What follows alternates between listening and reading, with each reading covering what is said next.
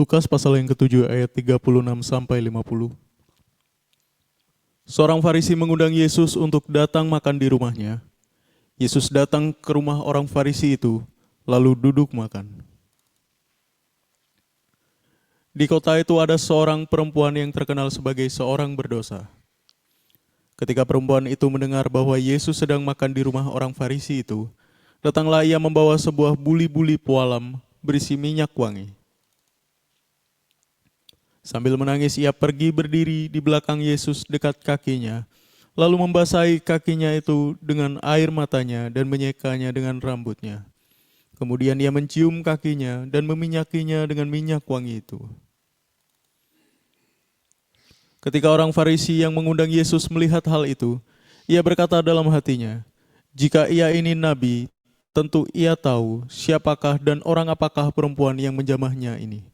Tentu ia tahu bahwa perempuan itu adalah seorang berdosa." Lalu Yesus berkata kepadanya, "Simon, ada yang hendak kukatakan kepadamu." Sahut Simon, "Katakanlah, Guru." Ada dua orang yang berhutang kepada seorang pelepas uang. Yang seorang berhutang 500 dinar, yang lain 50. Karena mereka tidak sanggup membayar, maka ia menghapuskan hutang kedua orang itu. Siapakah di antara mereka yang akan terlebih mengasihi dia?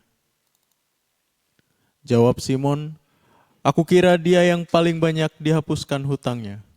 Kata Yesus kepadanya, "Betul pendapatmu itu." Dan sambil berpaling kepada perempuan itu, ia berkata kepada Simon, "Engkau lihat perempuan ini, aku masuk ke rumahmu, namun engkau tidak memberikan aku air untuk membasuh kakiku, tetapi dia membasahi kakiku dengan air mata dan menyekanya dengan rambutnya. Engkau tidak mencium aku, tetapi sejak aku masuk ia tiada henti-hentinya mencium kakiku. Engkau tidak meminyaki kepalaku dengan minyak, tetapi dia meminyaki kakiku dengan minyak wangi. Sebab itu aku berkata kepadamu, dosanya yang banyak itu telah diampuni, sebab ia telah banyak berbuat kasih. Tetapi orang yang sedikit diampuni, sedikit juga ia berbuat kasih." Lalu ia berkata kepada perempuan itu, "Dosamu telah diampuni." Dan mereka yang duduk makan bersama dia, berpikir dalam hati mereka, siapakah ia ini sehingga ia dapat mengampuni dosa? Tetapi Yesus berkata kepada perempuan itu, "Imanmu telah menyelamatkan engkau. Pergilah dengan selamat." Yohanes pasal 12 ayat 1 sampai 8. 6 hari sebelum Paskah, Yesus datang ke Betania, tempat tinggal Lazarus yang dibangkitkan Yesus dari antara orang mati. Di situ diadakan perjamuan untuk dia dan Marta melayani, sedang salah seorang yang turut makan dengan Yesus adalah Lazarus. Maka Maria mengambil setengah kati minyak narwastu murni yang mahal harganya, lalu meminyaki kaki Yesus dan menyekanya dengan rambutnya, dan bau minyak semerbak di seluruh rumah itu. Tetapi Yudas Iskariot, seorang dari murid-murid Yesus yang akan segera menyerahkan dia berkata, "Mengapa minyak narwastu ini tidak dijual 300 dinar dan uangnya diberikan kepada orang-orang miskin?" Hal itu dikatakannya bukan karena ia memperhatikan nasib orang-orang miskin, melainkan karena ia adalah seorang pencuri. Ia sering mengambil uang yang disimpan dalam kas yang dipegangnya. Maka kata Yesus, "Biarkanlah dia melakukan hal ini mengingat hari penguburanku. Karena orang-orang miskin selalu ada pada kamu, tetapi aku tidak akan selalu ada pada kamu."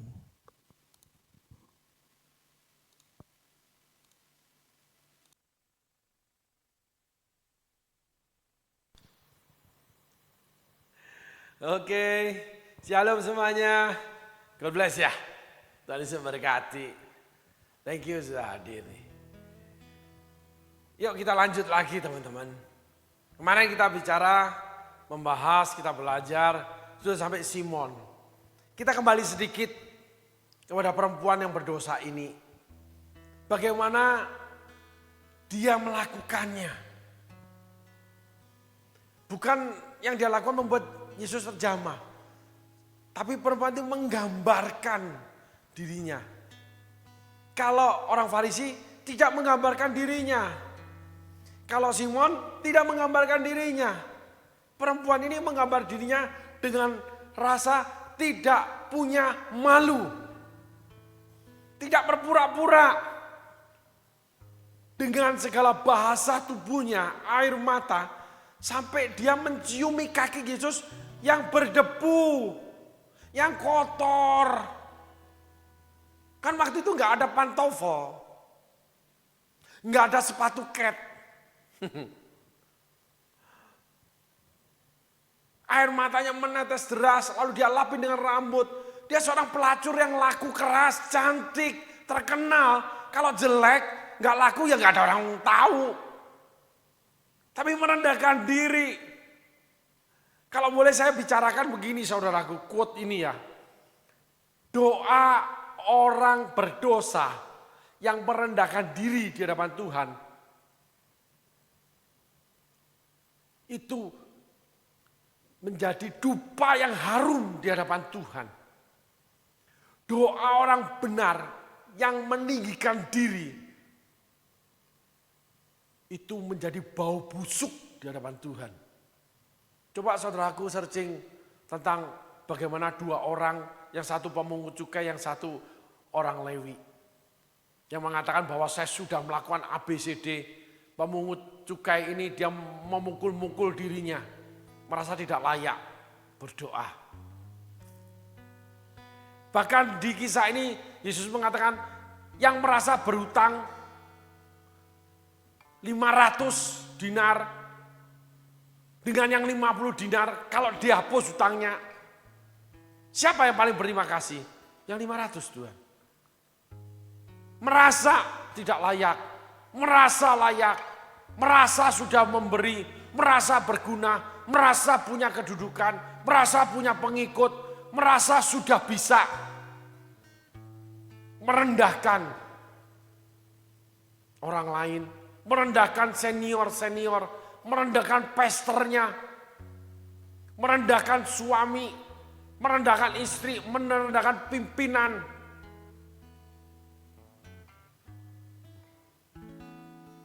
Orang kalau merasa tidak titik-titik, apapun itu, dia merasa membutuhkan itu. Orang yang merasa tidak layak, dia membutuhkan. Membutuhkan Tuhan, membutuhkan pelayanan, membutuhkan belajar firman Tuhan, membutuhkan diayomi, membutuhkan orang lain, membutuhkan perkenan Tuhan, membutuhkan perkenan orang lain. Membutuhkan banyak hal. Karena dia merasa tidak layak, tidak benar, tidak baik. Dia akan belajar terus menjadi baik. Tidak pintar, dia akan belajar terus untuk menjadi pintar. Semuanya tidak. From zero to be hero. From nothing to be something. Nggak boleh punya rasa, sudah merasa. Akhirnya kita menjadi anarkis. Kita mensejajarkan diri, menganggap setara dengan yang lain. Karena merasa, sehingga kita menjadi anarkis. Terus kita merendahkan yang lain. Merasa berjasa, merasa berbuat sesuatu, merasa bisa mengalahkan, merasa begini, merasa kuat dan merasa semuanya. Itulah yang Yesus ungkapkan kepada Simon. Kamu tidak lakukan ini, perempuan ini lakukan ini. Tapi kita belajar kenapa Yesus bicara gitu. Yang dilakukan perempuan ini. Bahasa tubuhnya air matanya. Bahasa tubuhnya dia dari belakang. Jongkok. Bukan sujud, jongkok. Mengelap kaki Yesus. Dengan rambut. Kaki yang bau. Rambutnya wangi. Bajunya wangi. Mahal, minyak narwastu itu mahal. Dia berikan yang terbaik tapi dia merendahkan diri. Dia beri yang mahal, dia menganggap dia murahan. Membuat dia diangkat tinggi, disandingkan dengan murid-murid yang sudah melayani Tuhan, yang sudah mengikut Tuhan, yang sudah memberi sama Tuhan. Ini hukum kehidupan isi hati Tuhan. Ini ukuran firman Allah. Bukan besaran, bukan hebat, bukan yang tapi bagaimana mengukur diri yang terendah. Walaupun memberi terbaik, merasa diri hina karena seorang pelacur. Hutangnya dihapuskan, merasa berterima kasih yang tidak bisa terbalaskan perbuatan Tuhannya. Terima kasih yang tidak bisa diungkapkan, hanya sekedar omong-omong doang. Sekedar kasih makan seperti orang Farisi. Ngasih persembahan menganggap udah sebagai ucapan terima kasih. Sudah berjasa terhadap Tuhan, terhadap manusia, terhadap pelayanan, terhadap surga. Saya kan sudah lakukan ini. Apalagi bisa apa pester itu? Saya kok. Enggak lakukan banyak. Paling cuma begitu aja. Menghinakan, tapi mengangkat diri. Itulah orang Farisi. Itulah Yudas. Saudaraku pahami, 3 kisah ini mengungkapkan ukuran kehidupan Tuhan. Ukuran yang Tuhan tetapkan dari kasih Tuhan yang dalam. Bukan kepada yang hebat, bukan yang paling besar, bukan yang paling banyak. Tapi kepada garis bawahi yang paling merasa tidak berarti. Yang cuma bisa pelayanan aja, yang bisa kerja aja, yang cuma memberi aja, tanpa menuntut balas. Dengan pelayanan aja itu sudah merupakan ucapan terima kasih. Dengan memberi aja itu sudah ungkapan terima kasih yang tidak terhingga. Yang gak bisa menyentakkan diri menganggap sama. Menganggap diri sudah berjasa, setara dan sebagainya. Ini problem saudaraku. Di hati setiap orang yang sudah merasa melakukan terbaik. Enggak. Melakukan terbaik iya, tapi harus merasa diri tidak berarti, tidak layak. Satu hari Tuhan menghampiri Petrus yang masih bernama Simon. Aku jadikan kau penjala manusia. Dan saat itu Petrus cuma bilang, kamu pergi Tuhan, aku tidak layak. Itu yang membuat Tuhan jatuh hati. Itu yang membuat kasih Tuhan tersentuh. Barang siapa meninggikan diri, dia akan direndahkan. Barang siapa merendahkan diri, dia akan ditinggikan. Kalau Tuhan meninggikan seseorang, tidak ada satu orang pun yang dapat menurunkannya. Kalau Tuhan merendahkan seseorang, tidak ada satu orang pun yang mampu meninggikannya. Tuhan yang membuka pintu, Tuhan yang menutup pintu. Tidak ada sesuatu apapun di dunia ini yang mampu membuka atau menutupnya. Karena Tuhan yang sudah melakukannya. Itulah Tuhan, itulah firman Allah. Betapa pentingnya kita ini merasa tidak berarti. Kenapa pelayanan? Ya hanya itu yang bisa aku berikan kepada Tuhan. Kenapa kamu memberi seperti itu sih? Ya karena hanya itu yang bisa aku berikan kepada Tuhan. Ngapain? Ya enggak kenapa-kenapa. Lalu? Ya enggak ada lalu. Ya cuman itu aja. Apa yang kamu dapatkan? Ya enggak. Ya cuman karena aku cuma ingin memberi. Aku cuma ingin melayani. Jadi ngapain gimana? Apa sih kamu tujuannya? Ya enggak. Ya kalau mau dipaksa ngomong sih ya itu aku ingin berbuat sesuatu buat Tuhan lah. Karena apapun aku berbuat juga tidak bisa kok. Karena aku cuma bisa itu. Kalau Tuhan mau yang lain gimana? Ya nggak apa-apa. Ya kenapa nggak ya? Karena dia Tuhan. Ya karena dia Tuhan. Jadi orang-orang yang sampai nggak bisa menjawab apa yang dia lakukan, itu sebetulnya yang paling terbaik. Kenapa kamu seperti ini? Wih, kamu ya. Kalau memberi, kalau melayani, kalau ke gereja, kalau ini. Loh, tahu nggak kamu? Kalau gereja membutuhkan saya, tahu nggak kamu pelayanan saya itu bergunanya seperti apa? Tahu nggak kamu? Wow. Berarti pelayanan, berarti gereja, berarti Tuhan itu bukan siapa-siapa, membutuhkan kamu. Tapi kalau kamu nggak ngerti, itu menandakan kamu nggak mengukur apa yang kamu beri. Cuman orang lain yang mengukur aja. Gila dia mah kalau sama Tuhan, kalau doa. Kenapa sih? Kamu kok begitu rajin, kamu begitu gini. Ya nggak tahu. Loh ya ngapain kamu lakukan?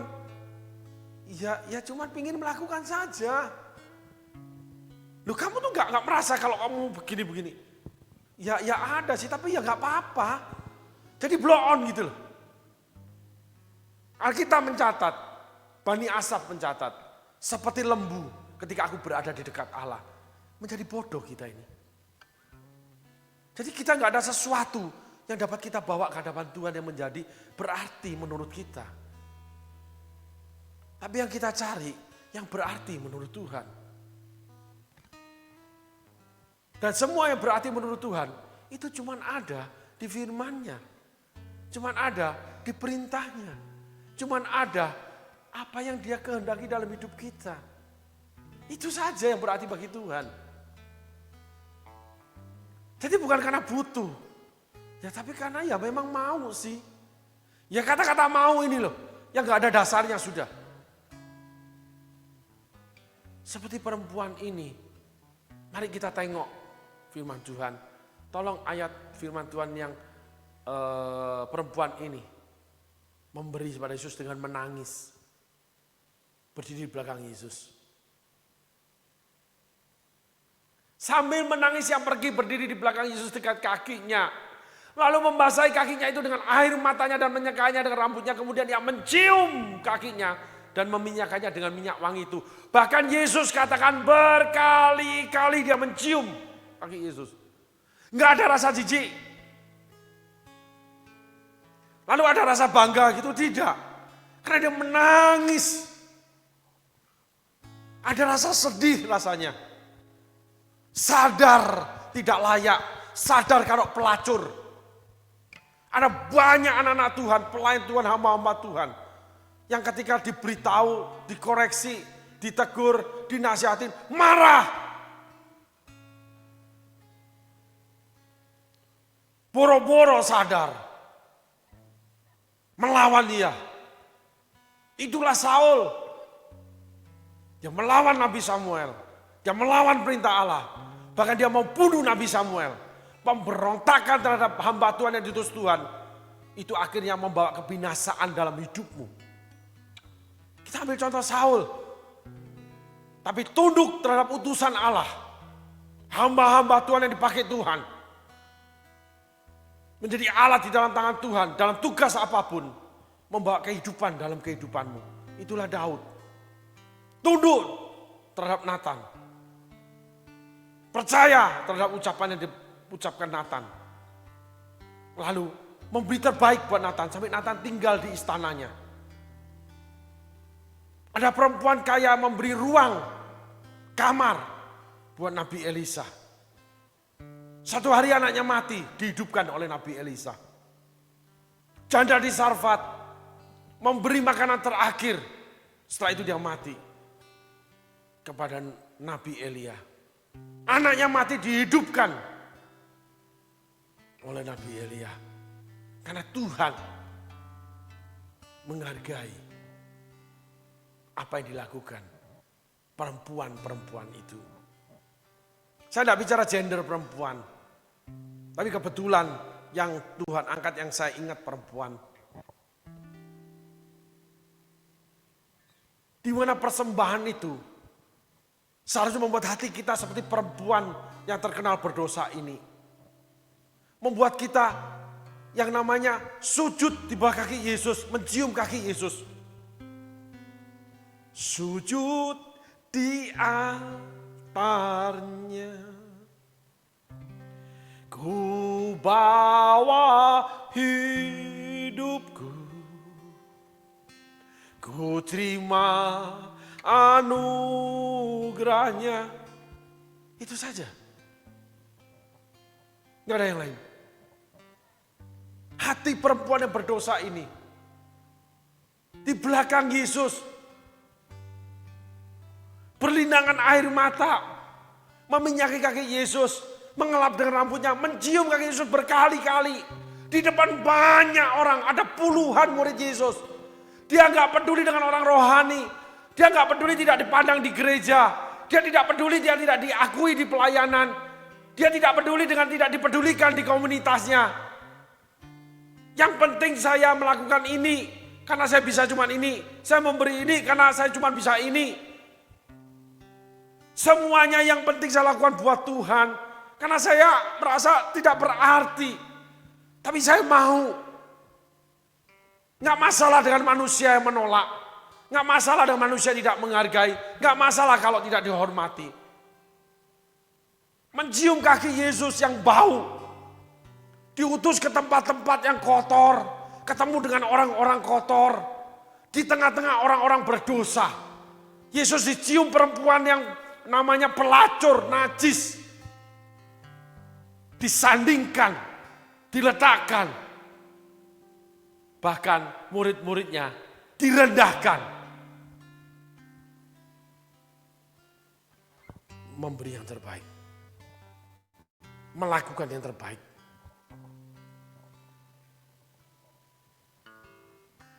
Saat ini kita belajar dengan berat. Isi hati Tuhan. Kehidupan Tuhan. Bukan kuat dan gagah. Tapi hati yang mau merendahkan diri. Tanpa rasa malu, rasa gengsi. Terus melakukan yang terbaik buat Tuhan. Merasa diri tidak berarti, tidak layak. Boro-boro mau namanya anarkis. Orang yang menabur dengan bercucuran air mata. Dengan yang namanya terseok-seok. Akan menuai dengan sorak-sorai. Bahkan berkas-berkasnya pun diberikan. Orang yang tertunduk malu karena Tuhan. Akan diberdirikan Tuhan menjadi pahlawan. Orang yang mau berkorban untuk Tuhan, Tuhan tidak pernah berhutang. Orang yang ingin jadi pahlawan, itu akan direndahkan jadi budak. Orang yang meninggikan diri akan direndahkan sama Tuhan. Orang yang ingin diakui tidak akan pernah diakui. Dan Tuhan akan buat kamu tidak akan diakui. Ada banyak orang yang berhasil, tuanya menerima kehinaan. Karena di dalam hatinya, di dalam pikiran di hatinya, itu jahat. Perilakunya jahat. Saya pernah melayani seseorang, hamba Tuhan, yang nangis. Hamba Tuhan ini masih bekerja dunia sekuler. Dia diminta untuk memasang barang di gereja yang dibangun. Bahkan masih kerabat. Enggak dibayar-bayar sama hamba Tuhan yang membangun gereja itu. Sehingga hamba Tuhan ini konseling nangis. Gimana ya Pak? Tahu Pak, itu yang masih kerabat dia. Enggak bayar 2 tahun, saya bangkrut Pak. Cuman janji melulu, dusta. Dan orang yang membangun gereja itu, tuanya miskin, mati tidak ada satu orang pun yang mengakui dia. Ditinggalkan oleh semua orang, bahkan anak cucunya meninggalkan dia. Mati dalam kebinasaan, mati dalam kehinaan. Itu benar saudaraku, terjadi. Ada lagi hamba Tuhan yang dengan sombong membangun pelayanan mega church. Pelayanan yang dia bangun dengan yang namanya segala sesuatu di sebelah pelayanan itu. Membangun pendidikan, kesehatan dan sebagainya. Hancur saudaraku. Tutup semua. Bahkan gereja yang dibangun nggak ada jemaahnya. Yang bermiliar-miliar itu saudaraku. Yang menjadi gereja yang hebat. Yang diakui oleh umat Tuhan. Menjadi fenomenal. Yang mengundang hamba Tuhan dari luar negeri terus. Inggris-Inggrisan terus. Bukan Inggrisnya yang salah. Ternyata tidak abadi. Ternyata bangunan yang dia bangun hancur dulu, bangunan rohani itu.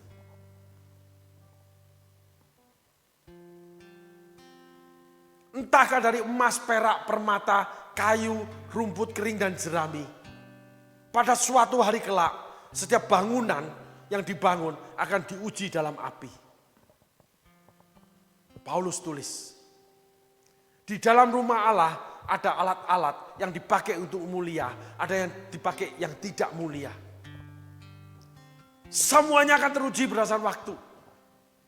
Waktu akan menjadi hakim yang agung, meneguhkan. Tuhan akan menyatakan sikapnya, salah satunya dari waktu.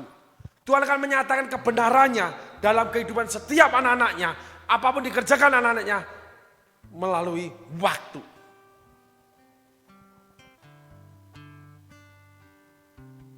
Bagaimana kita membangun kehidupan kita, membangun pelayanan kita, pekerjaan kita, rohani kita. Waktu yang akan menentukan. Ada yang 40 tahun kemudian binasa seperti Saul. Ada yang baru 3,5 tahun binasa seperti Yudas. Itu tercatat di Alkitab. Itu firman Allah. Kita tidak bisa menyingkirkan hal-hal ini. Kita harus waspadai. Di mana kita bicara kontekstualnya, kita harus menjadi seperti perempuan yang berdosa. Yang memberikan persembahan terbaik dengan menangis di kaki Yesus, menciumi kaki Yesus. Yang meminyaki kaki Yesus dengan minyak yang wangi, yang paling mahal, yang murni. Tapi dia menciumi kaki yang berdebu itu, tidak ditulis dicuci dulu. Yesus kamu cuci kaki dulu. Enggak ada. Bahkan tanpa minta izin Yesus. Sampai orang Farisi itu terungkap hatinya. Simon ditegur Tuhan. Dibandingkan dengan orang ini, orang berdosa ini. Yesus makan menghadap ke depan, dia di belakang Yesus. Jadi Yesus makan begini saudaraku. Dia tersungkur. Saudara bukan tersungkur sih, jongkok kalau bahasa saya. Dia jongkok gini.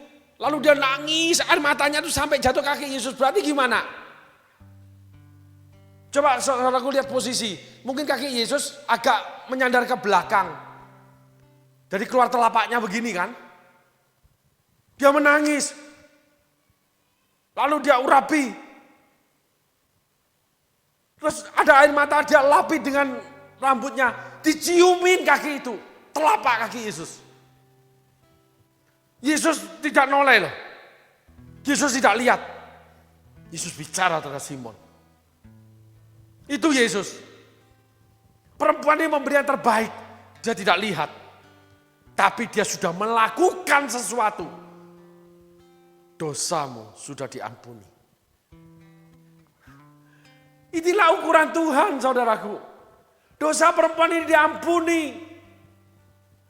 Tanpa dia minta pengampunan. Bukan saya anjurkan tanpa pengampunan. Kamu lakukan terbaik pasti langsung diampun. Tidak.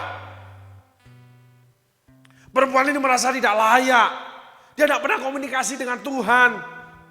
Dia orang berdosa. Dia bukan pengikut Yesus. Dia cuma dengar Yesus. Dia datang, dia cuma berharap imanmu menyelamatkan kamu.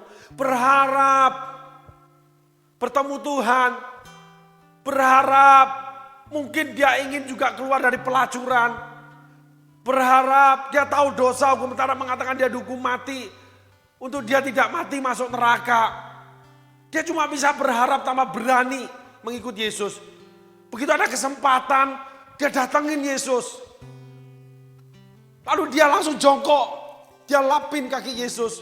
Dia menangis, dia kasih minyak narwastu. Lalu dia cium dan cium terus. Tanpa ngomong apa-apa. Dan Yesus angkat tinggi perempuan ini menjadi contoh. Sehingga apabila kamu direndahkan, kamu ditinggalkan, tapi kamu berani masuk ke tempat-tempat kotor di mana Tuhan inginkan kamu di sana. Pada saatnya nanti, kamu menjadi contoh teladan bagi mereka yang bersih. Murid-murid Yesus yang mengikuti Yesus. Simon dikoreksi, dimarahin, ditegur, dibandingkan dengan perempuan ini, bukan disandingkan. Coba saudaraku pahami ini dulu. Ini sangat penting. Ini batu penjuru, ini batu karang firman ini. Sehingga tidak boleh satu orang pun boleh bermegah. Oleh karena kita sudah melakukan sesuatu buat Tuhan. Melakukan sesuatu buat komunitas. Melakukan sesuatu buat pelayanan, sesuatu buat gereja. Itu akan menimbulkan kita punya pemberontakan, kita punya anarkis. Lalu kita akan berkolaborasi yang lain. Karena Yesus sebut mereka. Memarahi perempuan ini. Sehingga banyak orang jadi korban, orang-orang seperti Yudas. Tapi sesungguhnya mereka itu yang terbaik di hadapan Tuhan. Orang-orang terbaik di hadapan Tuhan menjadi korban orang yang Yudas. Orang-orang Farisi yang pura-pura. Yudas pura-pura. Orang-orang yang menyimpan dosa tersembunyi. Yudas sering mencuri uang kas. Orang-orang yang berperilaku rohani. Tapi sesungguhnya di dalamnya tidak rohani. Karena dia menyembunyikan dosa. Seseorang yang selalu tampil di gereja. Berkhotbah. Melayani. Memberi terbaik. Tampil menjadi orang kudus Tuhan. Tapi sesungguhnya hidupnya di dalam dosa. Karena dia menyimpan dosa.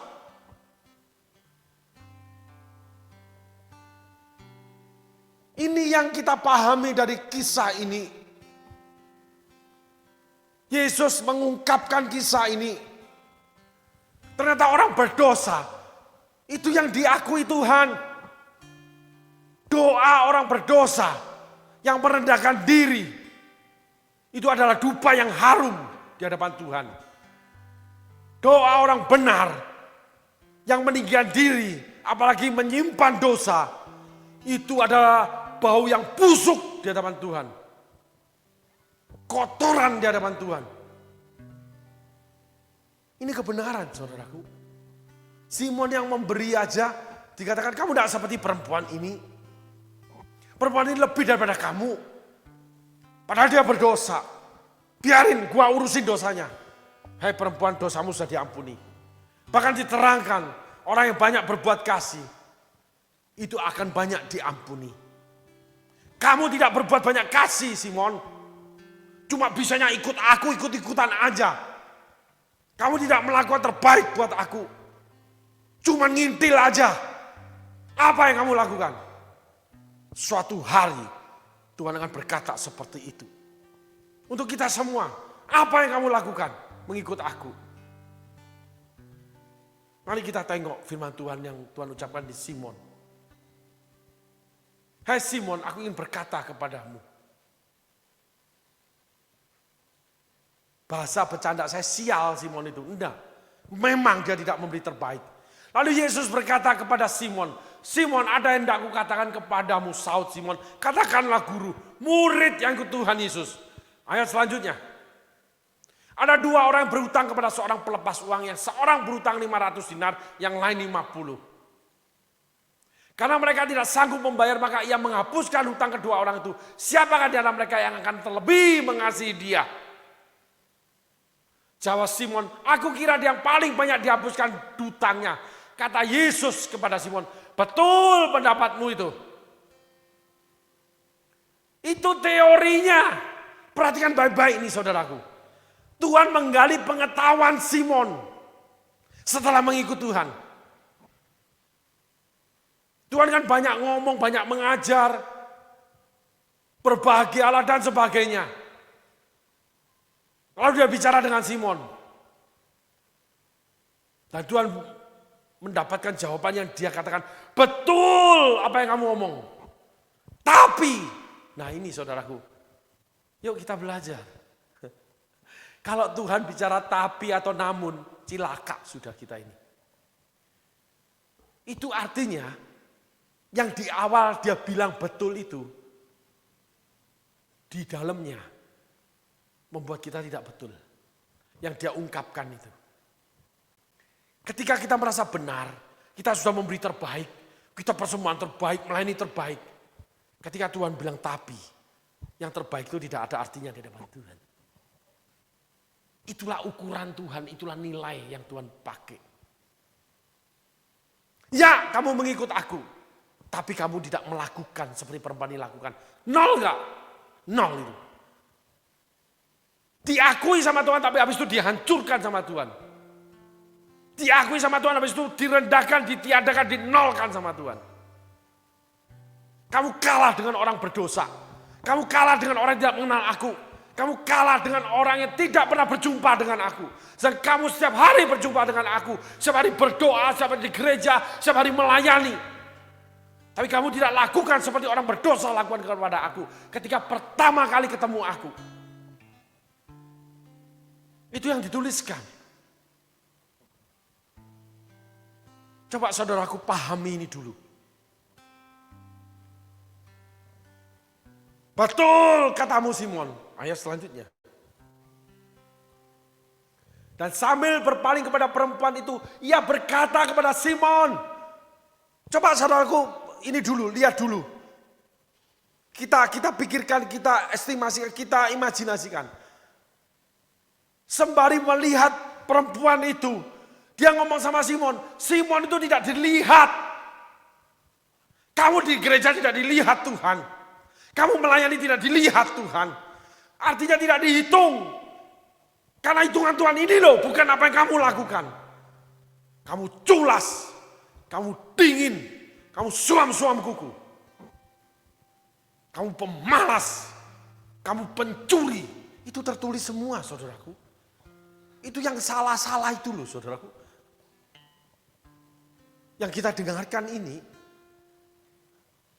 ngeri gak saudaraku? Kenapa? Karena pura-pura. Tapi merasa hati itu, oh sungguh-sungguh saya. Udah terlalu banyak yang saya kerjakan, udah terlalu banyak yang saya beri. Tapi kamu licik dalam memberinya. Ya orang kaya bangun ruko, beli ruko, kasih ke gereja dengan sales. Dia masih ada 100 juta. Lalu dalam bisnis dia kotor. Sehingga dia ingin nampil di gereja, ingin diberkati Tuhan karena pengajaran. Ingin dihargai di gereja karena memberikan rukonya. Terima kasih kepada Bapak ini, penatua ini, pengusaha ini, pejabat ini. Yang sudah menjadi berkat buat kami. Ya kata Tuhan, betul katamu Simon. Tapi dia berpaling kepada perempuan itu. Enggak kok, dia tidak terbaik. Dia cuma 1/10. Lawang dia memang enggak ngasih perpuluhan tiap bulan. Ada orang seperti gitu saudaraku. Enggak ngasih perpuluhan. Wah tapi dia itu yang, oh saya membangun gereja.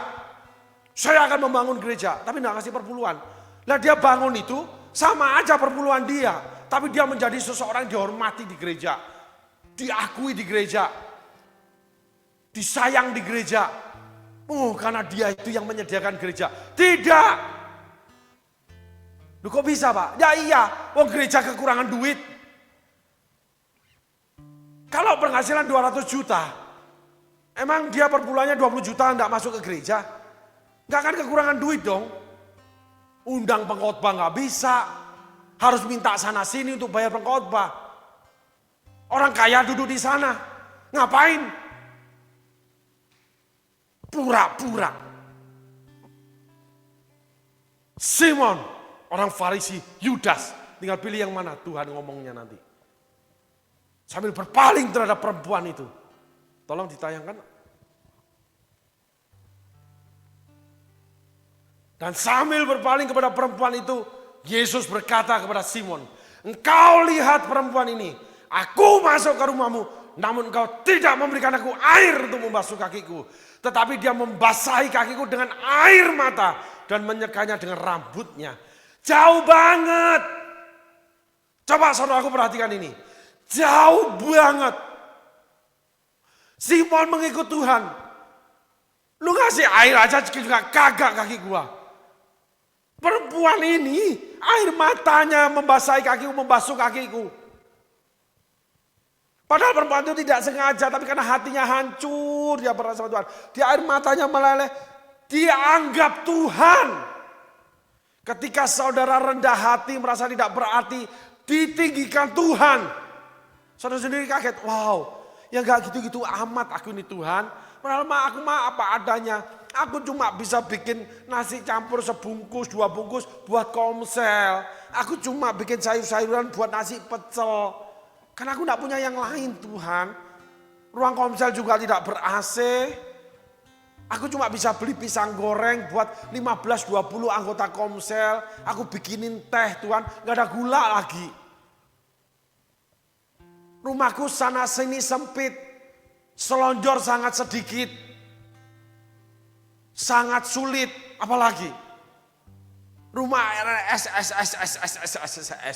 semen sangat sedikit. Tapi mau rumahnya dipakai buat komsel. Mau jadi berkat, cuma bisa berikan namanya pisang goreng. Bukan yang gede-gede, dibagi 3. Sebisa-bisanya, seada-adanya. Lalu dia berdoa, terima kasih Tuhan. Terima kasih ya teman-teman, terima kasih pastor, terima kasih gereja kalau mau membuat komsel di rumah saya. Maaf, saya nggak bisa menyediakan terbaik. Si kaya nggak mau datang. Si hebat nggak mau datang. Itu ada saudaraku. Si kaya si hebat datang kalau di komsel rumah-rumah yang ber-AC.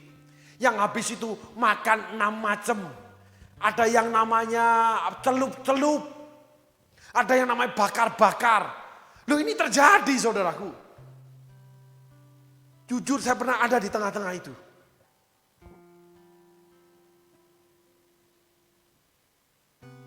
Halo, saya punya kisah yang unik saudaraku. Pada suatu kali ketika saya masa sulit, saya diusir sana sini saudaraku. Lalu ada seorang ibu yang mau menerima saya. Tinggal di rumahnya, diberikan kamarnya dia berpisah dengan suami tinggal di kamar anak-anak. Rumahnya itu dari yang namanya bukan tembok. Bahasa orang Jawa gedek bambu yang dianyam loh saudaraku. Gede tapi dari bambu. Makan itu beli bakso 10, anaknya 4, suami istri 6, dengan saya 2. Saya punya bayi 1. Susu dikirim saya. Bayi gak butuh apa-apa. Sehingga kalau makan itu 1 bulet bakso dengan kuah, dengan sambal, dengan kecap manis. Udah kenyang yang penting. Yang lain gak mau terima. Hamba Tuhan miskin, belum punya pelayanan. Tapi Tuhan jelas bicara sama saya. Maukah engkau melayani aku, maukah engkau jadi hambaku. Lalu saya dijamah kasih Tuhan, saya menangis setengah jam. Padahal saya paling susah menangis. Karena diajar ayah saya. Kalau dulu kecil dipukul, kalau nangis makin dipukul. Jadi kalau dipukul saya nggak mau nangis. Jadi kalau sulit saya nggak mau nangis. Saya diam. Bukan kuat. Karena akan dipukul lebih jauh. Membuat akhir tubuh menjadi kuat menahan itu. Biasa sendiri. Biasa menyelesaikan masalah sendiri. Ayah saya sibuk berjudi. Ibu saya sibuk bekerja. Sehingga kami punya segala sesuatu. Tapi rumah tangga berantakan. Ibu minum, ayah pulang itu subuh, bangun siang. Sehingga kami dikurung hidup ini. Yang akhirnya membuat saya susah menangis. Saudaraku, perempuan ini akhirnya suami istri tidak punya kerja. Sampai quote and quote melakukan sesuatu yang tidak baik sang istri. Tapi dia menampung saya cuma 2 minggu loh sebetulnya. Setelah itu tidak disengaja beliau naik ke Bukit Doa. Betul-betul memohon Tuhan, keadaan sulit. Tiba-tiba ketemu dengan beberapa orang yang akhirnya suami istri bekerja di industri. Yang akhirnya mereka sendiri punya toko. Berjualan sesuai dengan industri. Sehingga mereka menjadi orang yang berkecukupan.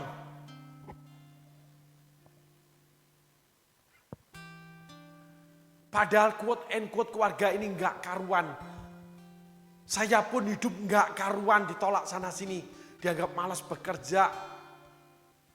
Ditolak pelayanan karena Roh Kudus bekerja luar biasa. Saat itu ada yang namanya istilah, ini cerita saja saudaraku. Tuhan ingatkan ini, sorry. Nah, pada suatu kali ketika kami ada komsel, Roh Kudus bicara bahwa sediakan koran. Saya tahu ada pengusiran setan. Ceritanya begitu, saudara. Dan tidak yang wah gimana. Ada pelepasan bahasanya gitu. Lalu saya bicara dengan ketua komsel izinkan, lalu saya letakkan koran.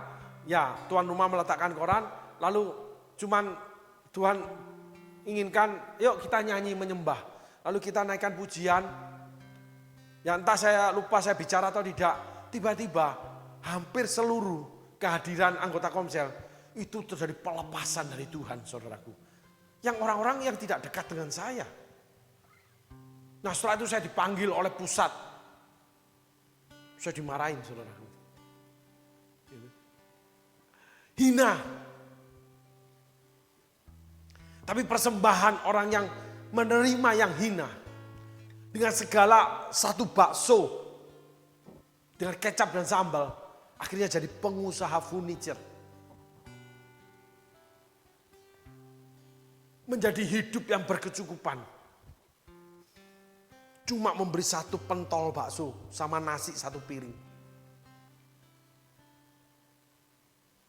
Luar biasa. Persembahan itu. Kenapa ada orang yang memberi persembahan kepada gereja, membangun gereja, anak kena kanker, diri sendiri kena bypass jantung, anak cucu gak karuan, padahal memberi persembahan ke gereja. Ada yang melayani di gereja, mati gak karuan, ada rahasia di dalamnya. Orang benar mati di atas pembaringan. Warisan orang benar. Ada semua spektrumnya. Tapi kenapa kok terjadi seperti ini? Ada rahasia. Kita belajar tentang yang namanya perempuan berdosa. Kita belajar tentang Simon. Kita belajar tentang Yudas. Tentang orang Farisi. Ada Yudas di dalam gereja. Yang matinya tidak karuan. Bunuh diri. Jatuh, usus terburai keluar, hakal dama. Saul yang 40 tahun menjadi raja yang tidak tergoyahkan, yang menang terus. Mati harus bunuh diri. Dibunuh gak mati-mati. Kepalanya dipotong, digantung di depan gerbang kota musuhnya. Dipermalukan banget, anak-anaknya terbunuh mati semua. Dipermalukan banget. Ada anaknya yang lahir, yang pincang. Dibunuh juga matinya. Itu warisan orang-orang yang salah sama Tuhan. Simon diingatkan Tuhan, diperingatkan Tuhan. Tolong kembali ke firman yang terakhir tadi. Dan sambil berpaling ke perempuan itu, kepada perempuan itu, ya berkata Simon, engkau lihat perempuan ini, aku masuk ke rumahmu, namun engkau tidak memberikan aku air untuk membasuh kakiku, tetapi dia membasahi kakiku dengan air mata dan menyekanya dengan rambutnya. Ayat selanjutnya. Engkau tidak mencium aku, tetapi sejak aku masuk ia tiada henti-hentinya mencium kakiku. Yang kotor yang dilakukan sama perempuan ini. Ayat selanjutnya.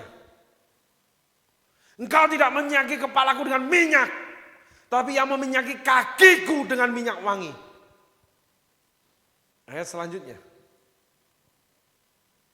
Sebab itu aku berkata kepadamu, kita stop di sini. Mengertikah saudara? Kedalaman isi hati Tuhan, kacamata kehidupan dari kedalaman isi hati Tuhan, dalam Tuhan menetapkan ukuran, sangat jauh berbeda dengan ukuran dunia. Sangat jauh berbeda dengan hikmat manusia. Sangat jauh berbeda dengan kita. Karena Allah melihat hati. Tidak melihat penampilan. Kenapa Daud dipilih? Kenapa Saul dipilih? Sekarang kita pertanyaannya, kenapa perempuan ini diangkat menjadi tolok ukur buat murid-murid Yesus, termasuk Simon? Coba saudaraku renungkan ini. Karena kamu tidak melakukan seperti.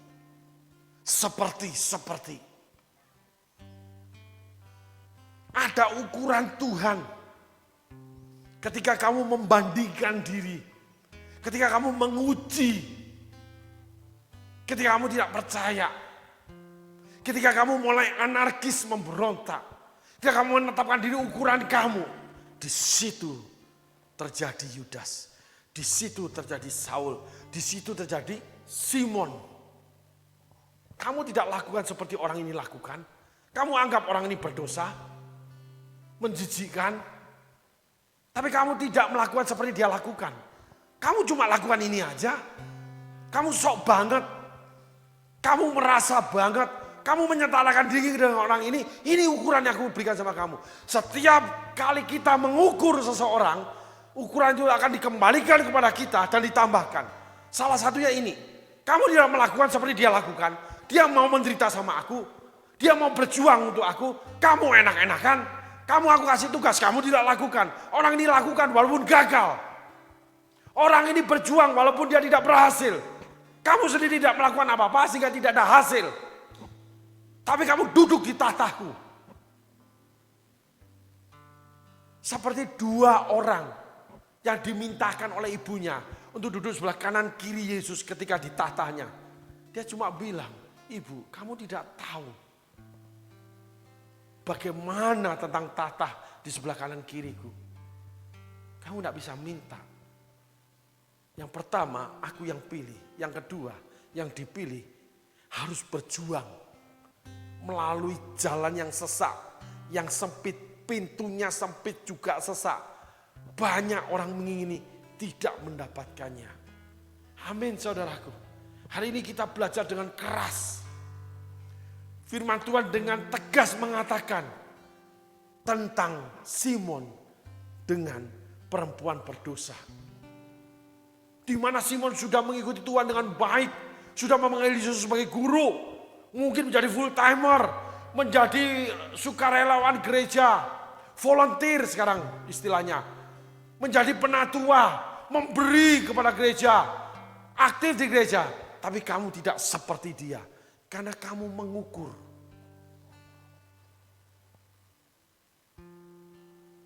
Yang dimulai daripada orang Farisi. Yang menguji. Sekali lagi, Simon gak salah apa-apa. Tapi dinyatakan salah karena sebuah peristiwa. Saudara, masa aku gak salah? Tapi dinyatakan salah karena ada peristiwa yang lain. Karena kamu mengukur dengan ukuran yang salah. Bukan kedalaman hati Tuhan. Kamu mengukur. Sudah menerima Yesus di rumah. Bahkan air pun tidak kamu berikan untuk membersihkan kakiku. Kamu tidak memberi minyak, perempuan itu memberikan. Hati-hati dengan pendapat saudara. Hati-hati dengan ukuran saudara. Ketika saudara mengukur, ukuran itu akan dikembalikan kepada saudara dan ditambahkan. Saudara cari searching sendiri tentang ukuran. Kalau ditambahkan itu tentang pengampunan. Karena kalau saudara mengukur seseorang, mengukur diri sendiri, pasti berbeda. Mengukur seseorang, saudara pasti rendahkan orang itu. Ketika mengukur diri sendiri, saudara pasti meninggikan diri saudara. Jadi kita belajar seperti perempuan ini yang merasa tidak berarti, tidak layak. Yang mengendap-endap di belakang Yesus. Lalu jongkok, menangis, mengelap kaki Yesus, lalu diciumin sama dia. Dan dia memberikan terbaik. Di mana saudara iri hati, saudara merendahkan, saudara menganggap setara. Karena saudara mengikut Yesus. Karena saudara sudah lama di gereja. Karena saudara sudah memberi di pelayanan. Oh tidak. Saudara akan diukurkan dengan orang baru. Orang yang berdosa, orang yang salah. Tapi melakukan terbaik. Orang yang merasa tidak berarti, yang cuma bisa menangis. Orang yang tidak punya apa-apa. Tapi dia berikan apa yang ada kepada Tuhannya. Amin saudaraku. Tuhan Yesus berkati. Terima kasih.